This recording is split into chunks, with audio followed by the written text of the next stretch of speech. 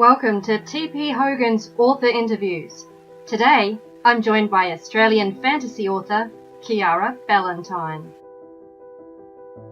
Lyram clapped his heels to the horse's flanks, and the horse leapt into motion as the soldiers retreated to either side of the castle gate. Then the horse surged forward and thudded onto the grassy path.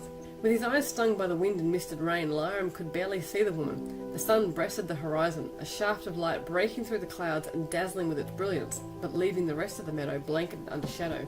His head pounded in time with the hoofbeats. The girl turned towards the castle, her shapeless peasant dress blowing in the fresh breeze despite the drizzle. Behind her, the enemy rider closed in, and farther away, back in the enemy lines, more riders mounted up. Lyram thinned his lips, grim in the face of poor odds. The girl was closer to the castle than the old wall, but the other rider had a head start. He bent low over his mount's neck, coaxing more speed from the animal with whispered words of encouragement. Too slow. The other rider drew closer.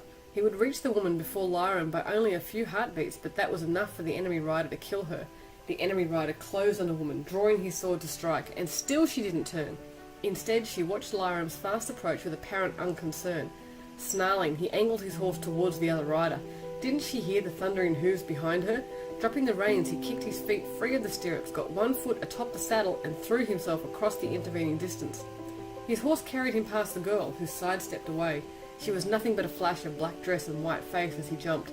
The enemy rider's eyes opened wide an instant before Lyram caught him around the shoulders. In a tumble of legs and arms, they spilled over the horse's rump. Lyram crashed to the ground, knocking the breath from him. Gasping, he forced himself to his knees, then wobbled to his feet.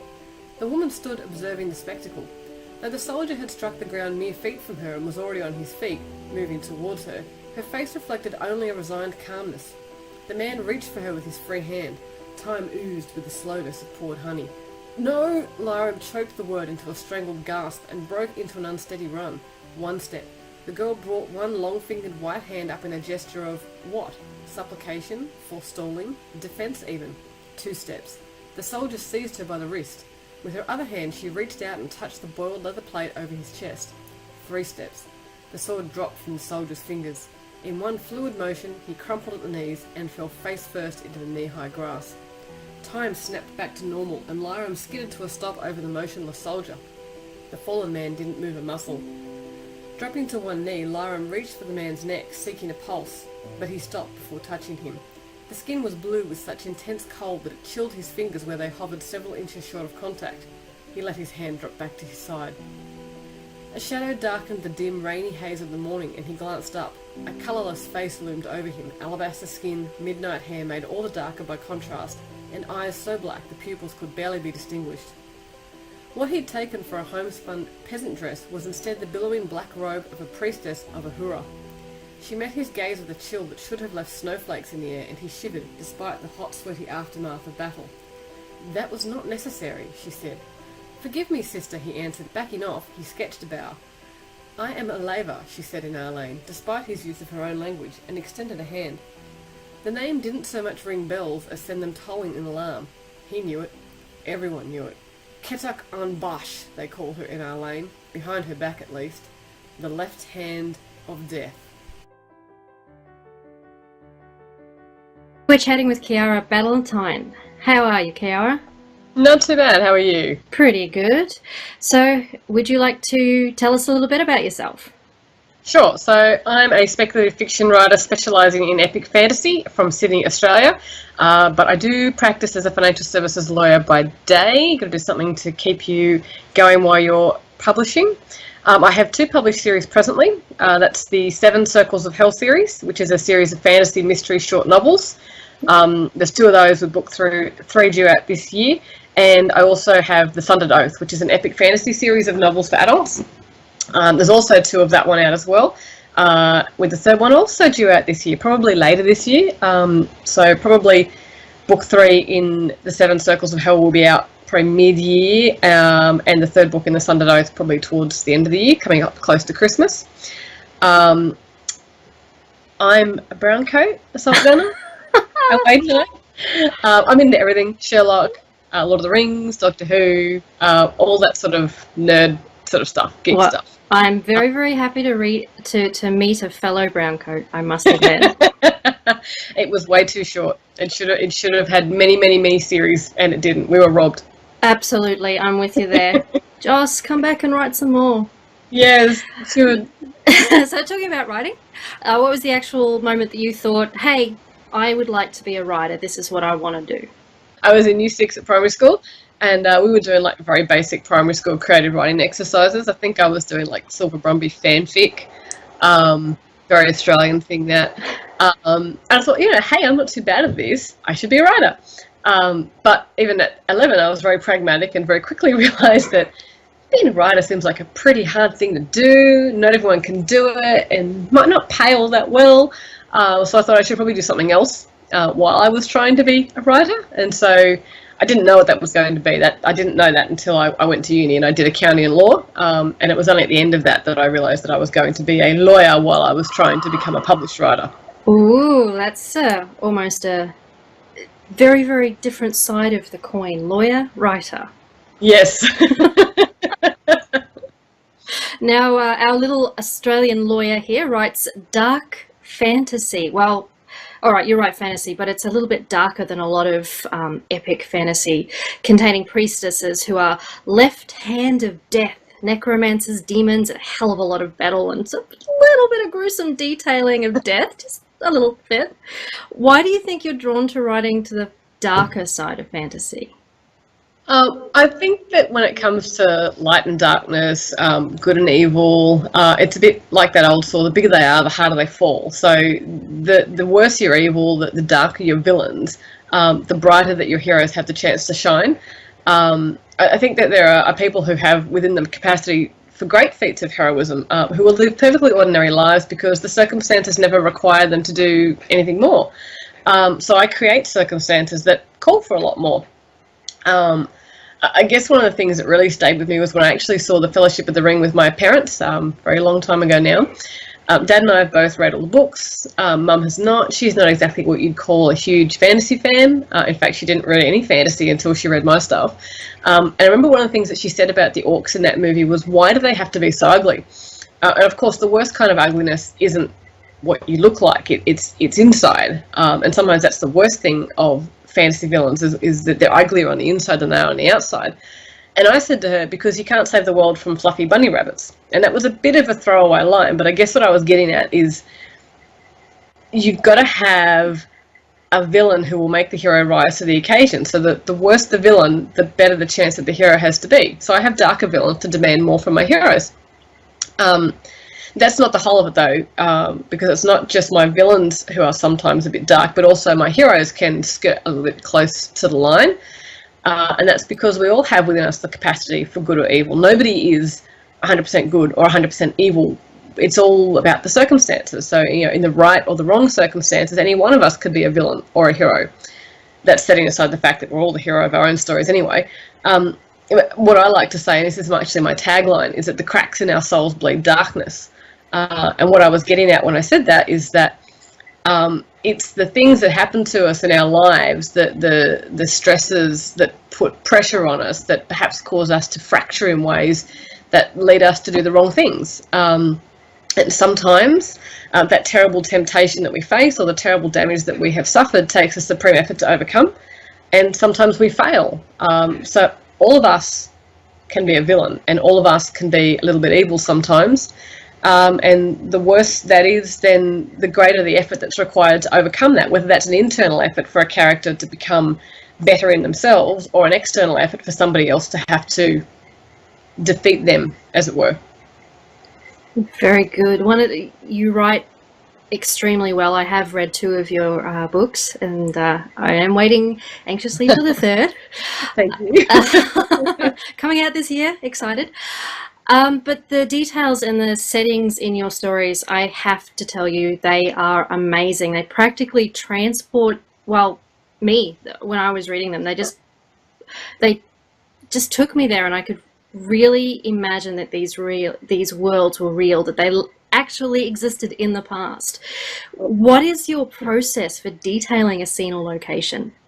Well, first of all, thank you very much for saying that. I do hear that one a lot, but I never tire of hearing it. it is something that I take a bit of pride in, that people tell me that they do actually feel like they are there and that they can fully experience it, because when I read a fantasy book, I always feel that it's a little bit flat unless I can actually feel like I'm there in the moment. So I really appreciate it when people give me that feedback. It's true. As for how I do it, scenes and locations are actually the last thing that I do when I'm writing a story. So when I've got an idea in my head and I'm trying to get it down, it's absolutely imperative that I get that story out and down. And so my first drafts are actually quite rough. I don't spend a lot of time sort of filling in characterization or emotions or scenes or any of that sort of stuff. It's just literally what happened, what is the story, and then I come back and I fix everything in revisions. So I start with plot, and then I do character, and then the last thing I do, my very last pass, is the setting.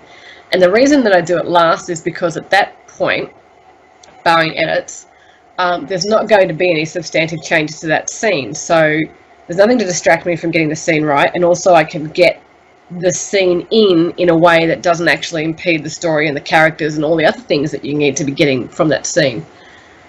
I used to struggle a lot, and people may have heard this old saw that writers say, show, don't tell. And I struggle with it, and I think all novice writers struggle with it, and I think the reason is because it's not readily understood what it means. And what actually was a turning point for me was when I read somebody had written, don't tell me it's raining, make me feel the raindrops. And suddenly that whole thing made sense to me. And that was the point at which my scenes and my world building totally turned a corner. Because now when I'm writing that scene, I don't want to tell you that it's raining. I want you to feel the raindrops. So that's what I'm doing when I'm trying to build that scene. And part of making that scene come alive in that way is actually making sure that you engage all five senses. Obviously, if you're going to feel the raindrops, it's not just about what you can see or what you can hear, which is what a lot of writers will tend to describe, but you've got to actually go into touch, and it may even go into smell. There's a word for the smell of rain, petrichor, I love that one, and taste, things like that. So without all of that sensory input, you can never really bring a scene alive. So I'm always looking to add those things, and then I also look at it from the viewpoint character's point of view. What are the things that they would notice? What's actually happening in this scene? I might come up with a detail and go, no, but that's actually not something that this character would pay attention to. I've got to ditch that. What would they actually notice? Because it's got to ring true from a characterization point of view as well. That said, I'm not going to say it's easy. It is hard. It's very tempting to get lazy and skim over things. And then I get a smack on the hand from my editor. So in my last book, On the Edge of Death, I had to actually go back and create a whole new location for a particular conversation because she wanted a fuller sense of the city as a whole. She didn't feel that the whole city in which that story is set was actually coming across as a real and tangible place. So I had to build a new location. So the location itself was my idea, that scene that I built, but it was my editor that made me do it. So I've got to give some credit there too for not letting me get lax and just let some of it slide. Well, tell you what, it works. A little bit of prodding from your editor, I like. Tell her she does a good job. She absolutely does. I'll tell you what, I might grab a notebook and pen and start sneaking down some ideas that you've just said in that one. It's really good. Very interesting. Thank you. Oh, and not only are your scenes really good, but your characters just come across as so real. I mean, one of the common things in your reviews is the fact that you write flawed but realistic characters. So using a particular character as an example, how do you develop your characters? There's a lot more structure than it used to be. So let's use an example. So the first book in the Sundered Oath, In the Company of the Dead, started life as a 5,000-word short story from a writer's group prompt, and it was originally meant to be either a short introduction to the series or a prequel, which explained how the main characters met. And then somewhere along the line, I realised that how they met was interesting in and of itself, and it was actually going to be the first instalment of the story. So I took that short story and I turned it into a full novel. But Eleva in that short story was not then the character that she is now. So she was still the battle priestess of the goddess of death, but she was younger. I think she was only about 18, and in the novel now she's about 23. In fact, I think she'd only very newly been anointed as the battle priestess, whereas in the novel she's 23. She's been in that role for 5 years, so she's got a little bit more experience. She's got a reputation that precedes her. She's had more time in the job, and those things have also had an impact on her character. Whereas in this original short story, because she was younger and newer, she didn't have that same level of ruthless practicality that she has in the novel. And one of the reasons that changed is because when I went to turn it into a full novel, I realised that she wasn't strong enough to actually carry the story. She was too young. She was a little bit too naive. She hadn't yet grown into the strength of character that she was going to need to deal with the events that happened in the novel. Yeah. And then when I realised that I had to make her stronger, that was fine. She could carry the story. But then I needed a more compelling reason for her to make the mistakes that she makes. Because if she's more experienced and less naive, well, then she's not just going to foolishly make mistakes. You need a really good reason for why she makes them. It was somewhere in the process of actually working through all of those things that I actually decided to start profiling my characters using the Myers-Briggs personality test. And I think part of the reason I did that was because I was having trouble getting Aleva to work. Not from the sense of sort of realising who she was, but getting her to a place where, because there was tension, right, between having her to be strong enough to carry the story and not vulnerable enough to make mistakes, but giving her reasons to make those mistakes. So I needed to build flaws into her character to explain why she would make those mistakes. And I wasn't quite getting there by just sort of trying to nut it out on paper. So I thought, well, let's go play around with the Myers-Briggs personality test and sort of see what that throws out, and maybe there'll be some inspiration. What I found when I went and I did that very first Myers-Briggs interview is that it really makes me stop and think about how my character would react in certain situations. So situations that they might actually never face in the book, but that actually helped me to think about how they would react to certain situations. So things like, do they like people? Do they prefer to be alone? What would they do in a party? Would they be the wallflower? Would they be the center of attention? Do they care more about being right than people's feelings? Now, that last one is not actually a question in the Myers-Briggs test. It's actually an output for Aleva's particular profile. And her answer to that last one is yes. She has to care more about being right than whether people like her, because the world is depending upon her. She can't stop to think about people's feelings. She can't stop to think, oh, maybe I shouldn't do this because they might get a little bit hurt, or perhaps it's going to damage my relationship with this person, or somebody might be jealous or angry or upset. She's just got to do what's right because everybody depends upon her. If she makes the wrong decisions, then bad things happen. And of course, her choices do alienate people, and that's had an impact on her life. So what does that constant level of despite and hatred do to a person? What does it do when suddenly there is someone who doesn't feel that way? And then what if you lose that person? And then what if, having given everything that you are to a cause to do the right thing, everyone turns on you? So that first question, do you care more about being right than people's feelings, which wasn't a question, it was an output from the profile, but that whole concept spawned a whole story arc. So I found that the Myers-Briggs test is really, really good for inspiration. It helps you to see how a person is put together as a character, to understand their strengths and their weaknesses. And as soon as you understand what their weaknesses are, then knowing what their weaknesses are, you can build plot points around that. You can look for things that will actually push this character's buttons, and then cause them to make mistakes or to take wrong turns, or situations that are going to be challenging for them. So I use that for all my characters now. Now, in Aleva's case, she actually profiled as an INTJ, which is the same Myers-Briggs type that I have. Not all my characters are, by the way. I don't write all my characters to be me. Lyra Maharis, who is the male protagonist in The Sundered Oath, is an ENFP, I think. And the protagonist in the Seven Circles of Hell series, Alarin, he's an INTP. So it's not that I write everyone like me. It's just Aleva. And interestingly, that actually created its own challenges, because when I write her, particularly when I let readers inside her head to properly understand who she is and her vulnerabilities, I actually feel like I'm peeling off my own masks and sort of letting people into me. And it was a very uncomfortable experience. It actually made writing her to be really, really challenging, because I felt like I was exposing myself to the world in a way that an INTJ is actually really not very comfortable doing it all. It actually made me want to shy away from being as honest with that character as I had to be, and I actually had to force myself through that. It was an interesting experience. and still is when I write her. But it's interesting because of that. I could never actually decide whether to be angry or amused when people occasionally tell me that they find Aleva unbelievable. So somebody in my writers group has said that this person is completely off the wall and no one would ever believe that she's real. And I've had a few readers sort of, maybe not quite that extreme, but say a few sort of similar things. But the fact of the matter is that she is me, or I am her, on some level at least. You know, we share certain things, and the things that people tell me that don't ring true with her are things that ring very true for me. And maybe the reason that people feel that she's a little bit unreal is because female INTJs are actually very rare. We're like 0.8% of the population. And we're confronting in ways that people find challenging, particularly women with patriarchy, because a female INTJ tends to behave in what's traditionally considered a very masculine way. And perhaps that's the reason why, but female INTJ heroes are very rare in fiction. In fact, INTJs are nearly always the villain.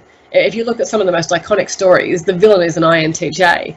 Some of the real mastermind villains. So Emperor Palpatine is an INTJ, I think. Magneto and X-Men, things like that. They're nearly always men, and they're nearly always the villain.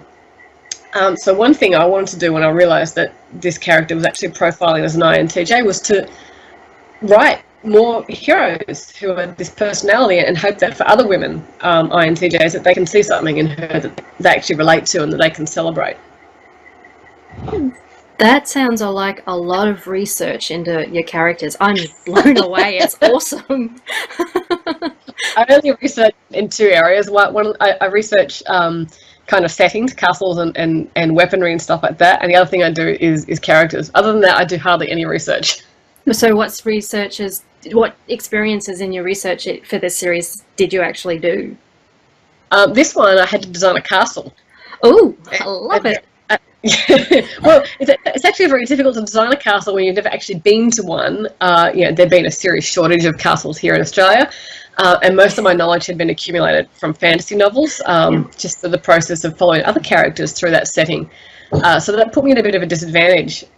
And in the Company of the Dead, the whole story is set almost entirely inside the walls of that castle. And what I found when I started writing that series was that if I couldn't see and understand the layout of that castle in my head, then nobody else was going to either. And it wouldn't have had any of those really visual scenes that you were talking about earlier, because I couldn't conceive it. And I think I was only like 3 or 4 chapters into the book when I realised that, and I was struggling to describe where things were in relation to other parts of the castle, what it looked like, how you got to certain places from different areas. And the result of that was that I decided that I needed a floor plan. Now, funnily enough, drawing buildings isn't exactly my forte, lawyer, not an architect. So I decided that the best way to deal with that was to take inspiration from a real castle. And I picked Caerlaverock Castle in the Dumfries and Galloways in Scotland. I don't recall why. I may have Googled castles, and I like this picture. It's triangular. It's funky. And its original fortifications suited what I needed for my story. So things like it's suspected to have had a double wall, and there's a fair bit of space between the inner wall and the outer wall. And that actually fit the storyline that I needed. And so I actually went and I bought digital copies of the blueprints from Historic Scotland. I didn't use them, of course, as they were. They're copyrighted and all that sort of stuff. But I used them as inspiration to draw my own blueprints, so that I was able to sort of keep the original shape of the castle and some of the interior features like the staircases and the towers. And then I added the rooms that I needed in the locations that I needed, so that I was able to develop a castle that was realistic, but at the same time entirely invented, or almost entirely invented, but that worked, so that I had a structure. I was actually lucky enough after that to actually visit Caerlaverock Castle last year. No, not last year, it was 2018 now. In 2016 I visited it. And it's a very interesting experience to walk through an old building and feel like you're walking the same halls where your characters have trod. Is it kind of interesting where you're looking at the building going, oh, there should be this room here? Oh, yeah. I had my dad with me, and my dad has read the books. And so I was kind of running around the castle going, hey, Dad, this is where Lyram's room would be. And up there, that's where the Grand Hall would be. And over here is where Aleva's guest room would be, and things like that. It was kind of cool to share that experience with someone who actually knew what I was talking about. I was like a stark raving mad idiot. Other than that, I didn't actually do a lot of research for the Sundered Oath series. I mean, as I mentioned, I do the Myers-Briggs test for the characters, or most of the characters. I don't do it for minor characters, just the main characters usually. And I did some research on weaponry and armour in the Company of the Dead, so the Scottish claymores and how the armour works, how it's layered and things like that. A little bit on siege equipment. And for On the Edge of Death, I did a lot of research on how women have been treated in different cultures throughout history, because that one was a lot about the oppression of women. But other than that, nearly everything comes straight out of my head. Well, I just find that absolutely fascinating. That's just amazing. But the two stories you just said comes out of my head. They're so different. I mean, the Seven Circles of Hell is completely different from Sundered Oath. I mean, you're an author, you write different things. It's great. But the Seven Circles of Hell has like a male protagonist in a world where there's a heck of a lot more magic and mystery and more fantasy, as it were. What was the idea behind that series? So the first book in that series is Confronting the Demon, and it's a very short one. It's about 20,000 words. It's not even a novel. It's strictly only a novella. And I wrote it in 3 months, start to finish, edits and everything, when I was at home on maternity leave with my first child. It was spawned by a combination of two things. So one is a secondary character in The Accidental Sorcerer by K.E. Mills, who is an Australian author. So that particular character spent a lot of time playing around with dangerous magic without any thought for the consequences, and he always got away with it. And so I thought, well, what if he didn't? Because it's a little bit unrealistic to think that you're always going to get away with it. There were no consequences. And of course, that particular character was himself a reflection of the wider fantasy tendency for heroes to take crazy risks on behalf of the world without stopping to think, should I even be doing this? So those two things, that general sort of trope, I guess, and that more specific character prompted that idea. And so Alarin, the protagonist of the Seven Circles of Hell, is himself a genius wizard for whom things have not always go right. And when we first meet him, he has actually deliberately withdrawn from the world in order to protect it from himself, but circumstances contrive to force him back into the world. And over the course of the series, he'll be pushed to draw a line or take a risk, and then to deal with the consequences. So it's very much a story about choices and how you decide when to say enough is enough for the sake of everybody, even if maybe it's not what you want to do. I'm very, very interested. I look forward to reading that one. You mentioned before that some of your readers have actually said that Alarin wasn't really realistic in the fact that she was probably a stronger character. Were there been any reader questions or queries about the books that have actually surprised you? I don't think I've had any questions as such. I don't think I've ever had any questions really about the books outside of interviews. I've certainly never had a reader email me with a question as such. I certainly have had a couple of comments that have taken me by surprise from time to time. So there was one instance where after I released my last book in the Sundered Oath, On the Edge of Death, I was actually called Islamophobic, which took me aback. I was a bit surprised because the whole point of the book is actually about empowering women to choose for themselves rather than telling them what they have to do. Ironically, that wasn't even based on Islam. It was actually based on how women were treated in ancient Europe, particularly Greece and Rome. So that was one of the things that I was researching, was how women were treated in those cultures. It just so happens that Islam is the example of that treatment of women that many modern readers are more familiar with. But it certainly isn't unique. As I said, more generally, the whole point of the story was about empowering women and not telling them what to do. Other than that one, I did have somebody who suggested that my books were using stereotypical fantasy tropes dealing with the treatment of women and gays, and that I shouldn't just be rehashing the same old things, which I thought was also ironic because I was dealing with those issues because they are still happening. Those things haven't gone away. Maybe some people think they have, I don't know, but they haven't. They're still happening. Other than that, there was one reader who got completely the wrong idea about the love triangle in the Sundered Oath. Of course, I can't control how somebody interprets a story. Readers bring their own attitudes, perspectives and baggage with them. I respect that. and I certainly don't want to spoil the story for anyone who might still want to read it. But to suffice to say that this reader thought that the man in a said relationship had betrayed the woman, when in fact they weren't in a relationship. And you can't betray somebody that you're not in a relationship with, at least not romantically. You can't betray them. And he didn't actually do anything voluntarily anyway. He was compelled against his will. So I thought that interpretation said some interesting things about that particular reader's perception of romantic relationships, possibly wider issues in society about relations, communication, and expectations between men and women. But it certainly surprised me. Other than that, somebody said that the Seven Circles of Hell was borderline horror. I wouldn't really say that, but I'll take that as a nod to my descriptive ability. Yay me! Yeah, I take it too. Yay! I do enjoy your description. It's like I said before, it just immerses you in the world and makes it real. I love it. I'll never tire of hearing that. So as much as I want to keep all your books to me and myself and nobody else gets to read them, I don't think that's fair. So when can other readers find you and your books? You can find everything at my website, which is ciaraballintyne.com. That's CIARABALLINTYNE, because I know it's hard to spell. All my books are there. All the links to everywhere you can buy them are there.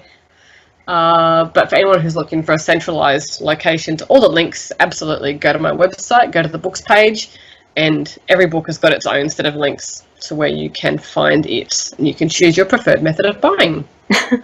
Well, thanks very much for having a chat with me. I really enjoyed this, and I will very much, as I said before, look forward to the third book in the series.